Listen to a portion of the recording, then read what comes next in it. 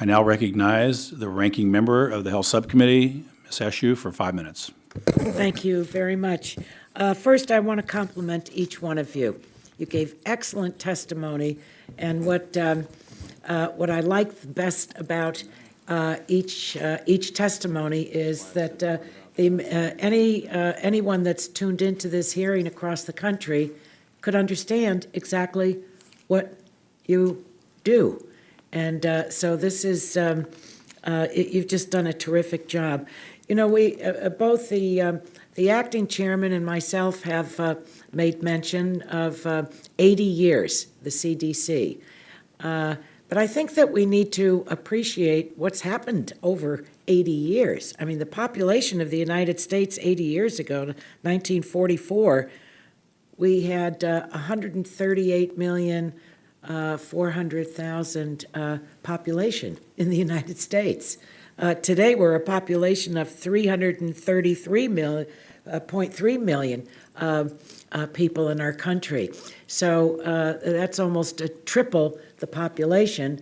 And with that tripling of a population and really being a global society today, I mean, 1944, most people really didn't travel anywhere. Now the whole world is crisscrossing the globe on a consistent basis, so the challenges have changed enormously.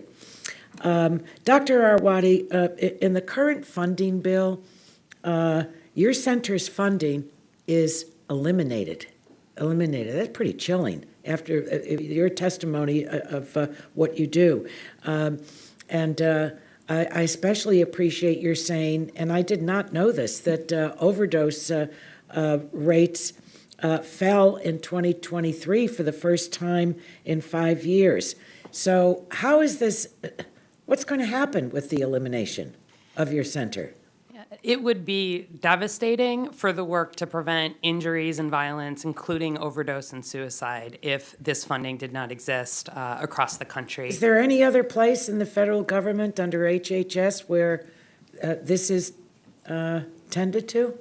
So we work across the federal government. A problem this big, like opioids, for example, requires multiple agencies.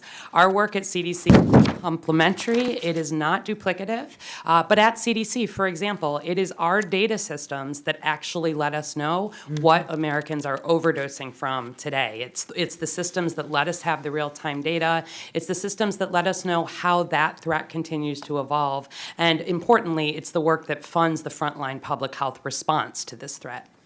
I hope that on a quiet basis that my colleagues on the other side of the aisle will talk to some of their colleagues in their caucus about what they have recommended in their appropriation bill, because I think that this is devastating. This is an issue that on both sides of the aisle, members have been deeply, deeply concerned about and have experienced in their congressional districts, the number of deaths from overdoses.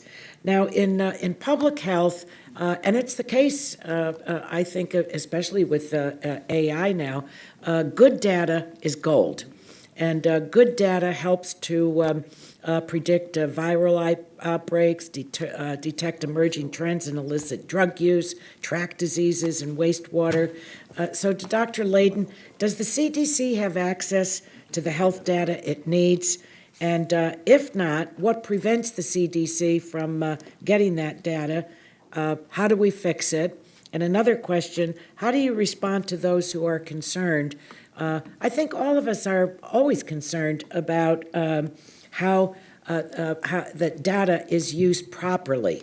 There are some, one of the concerns that's been raised by some members is how the CDC uses its data and does it track people in their daily lives? Thanks for that important question.